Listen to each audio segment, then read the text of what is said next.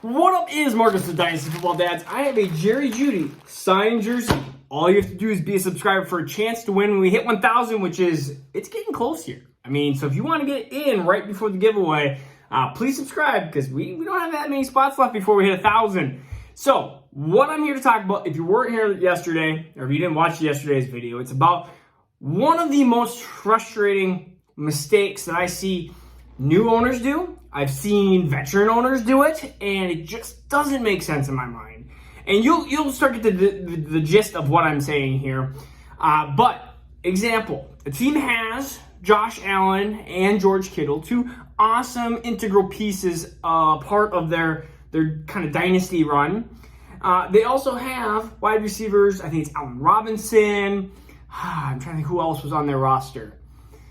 There was another wide receiver that was, maybe it was like Galladay or something like that. And so what they did, and so their running backs are literally nothing. I mean, it's like Sony Michel and Kenyon Drake and DJ Dallas. It's that type of running back balance. They took future picks, including the 2022 first, and they traded for, drum roll, what do you think they traded for? Comment below right now. What do you think they traded for? And then, of course, you can comment again saying, oh, that was a dumb idea. They traded for a first, plus I think it was maybe like a later pick, maybe like third or fourth, for Courtland Sutton. Does that make sense in that roster? Now, of course, every move doesn't mean, like, so if you make that move just by itself, that's an idiotic move. It's a dumb move. Hopefully there's a second or third move coming, but a lot of times there's not. Because realistically, you need a running back to compete. You're going to be facing teams in the playoffs that are going to have Henry or Kamara or JT or heck, they might even have Dobbins or CEH, or they're going to have Antonio Gibson, Zeke, like whatever you want to say. They're going to have probably the same amount of roster skill, maybe a little less at quarterback, a little less at tight end. Their wide receivers may be similar or better, and their running backs are going to destroy you. Like, that is just, and I see this all the time. Teams panic. They see a trade, and it does not make sense. And I see it with a lot of teams that are running back needy. They're running back needy. They can't find a running back, so they just start trading for other positions. You need running backs to compete. And instead, what is the right thing to do? The right thing to do is to start to tear down that roster to the studs. Trade Allen Robinson away. Trade Galladay away. Trade potentially Kittle for somebody younger. Trade everybody probably besides Josh Allen. This is one QB league. If you're a 2 QB league, probably still keep Josh Allen. But they didn't have a second quarterback anyways. So basically trade everyone besides Josh Allen. If you get really good value for Josh Allen, sorry, Josh Allen, probably going to end up traded too. But trade pretty much everybody away and start collecting picks. Start looking at, you're not going to compete. There are teams that have Saquon and Cook. There are teams that have Kamara and Dobbins. There's one that has Chubb, Carson, and something else. Like, there are teams that have really good, solid 2 running backs. Some have 3 running backs. And you are going to try to compete with them. Like, the biggest mistake, and I see this was a veteran owner, but I see that rookies do this too. I see rookie dynasty owners do this too. They trade, and we all have holes in our positions, but we start, all of a sudden we see, ooh, Courtland Sutton. I like Courtland Sutton. Was that a good value for Courtland Sutton? A first, maybe I think it was a fourth.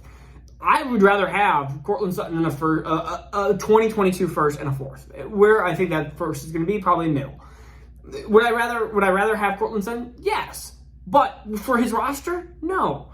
And is he going to trade Galladay or somebody else and Allen Robinson for a running back? Probably not. Probably going to start the league with Sony Michel and Kenyon Drake. So don't make these mistakes. It doesn't matter. Winning trades, your league's not about winning trades. It's not. You're trying to propose trades and accept trades. They're going to help your roster either do one of 2 things: compete and go for the championship, or rebuild. You do not want to be in between. And there are plenty of teams that I see. Let's say 12-team league. They will be 5th to 8th, 5th to 8th, 5th to 8th. You get the gist? They're purgatory. I think that was it Supernatural, where you have like heaven, hell, purgatory, something like that? I don't know. Whatever it is. They're right in the middle, and it's always that way, and it's bothersome because it's like, I don't want you to make those mistakes. Like, that team's in my league, and I'm like, don't do that. Like, you're just rebuild. Like, just start tearing apart. And I see some teams that do it really well. They go, okay, I know I'm not going to compete. I'm not going to compete with a team like my running backs are Kamara, Dobbins, Javonte Williams, Eckler. Like, I have 4 running backs. Like, I'm really good at running backs. And I have a team that can compete at quarterback. Like, I have Dak, and then my tight end is Andrews. So, like, yeah, I'm going to lose some points versus Kittle. Allen might beat me a little bit on Dak. My running backs are going to score 30 more points than your running backs, or 20 more points than your running backs. Now, our wide receivers are pretty much balanced. So it's like, when you're going to face a team like me, I'm going to beat you 90% of the time. And I'm not even saying I'm the best team. I'm probably either second or third, and I'm trying to figure out, how do I make moves to be that number 1 team? And some of that's going to be just withstanding injuries. I have more depth than some of the teams, but I don't have the Cook, Saquon Barkley stack. Like, I don't have those running backs, and I don't have that elite top 3 wide receiver. So, like, if you are seeing those type of things, like, either you have to try to trade for that, or you just got to go, okay, I am not going to compete in the long run. I need to start trading away some of these guys who are right now in their prime. And you can say that, hey, like, I have Allen Robinson, Galladay.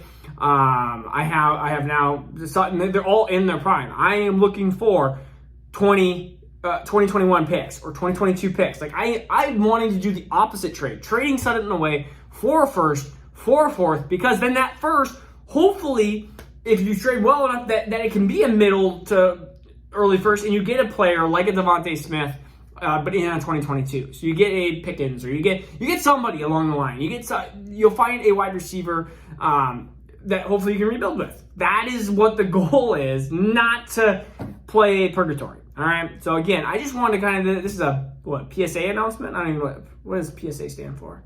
I don't know. PSA maybe announcement. This personal public service announcement. I think that's what it is.